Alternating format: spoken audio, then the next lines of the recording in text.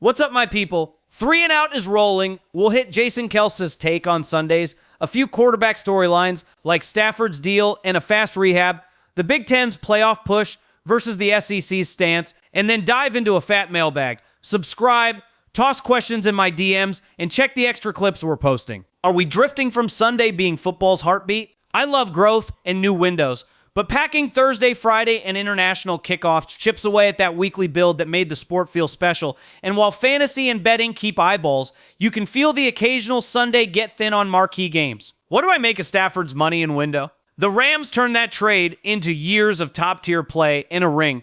He's still operating at a high level, with rules that protect quarterbacks, and they look like real contenders again. Is big quarterback money a trap when the resume is light?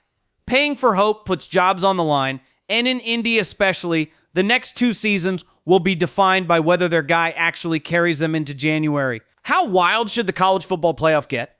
Commissioners are chasing TV money. The Big Ten floated huge fields.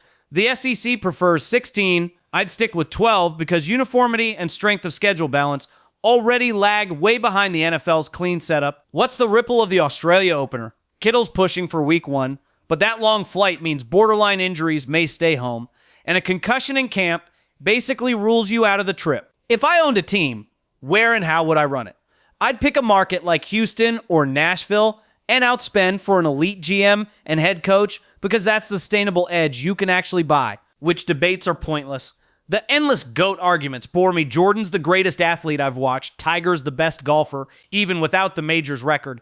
And honestly, I prefer crisp October Sundays over the bloated Super Bowl spectacle. How's the Rams quarterback room stack up? Stafford's the guy. The rookie should be the clear number 2. And if he can't beat out Stetson Bennett, that's a red flag given McVay's approach to preseason reps. Is Kevin O'Connell on the hot seat?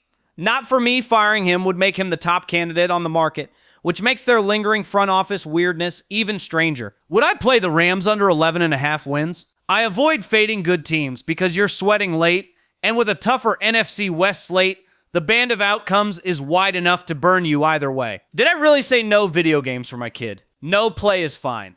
Living on a controller all day isn't. And if he's a pro athlete someday, he can stream as much as he wants. What actually makes a draft bust? It's usually maturity and work habits or a limited ceiling for the league's speed and size, with fit and injuries pushing borderline prospects over the edge. Did the Titans reach on Carnell Tate at 4?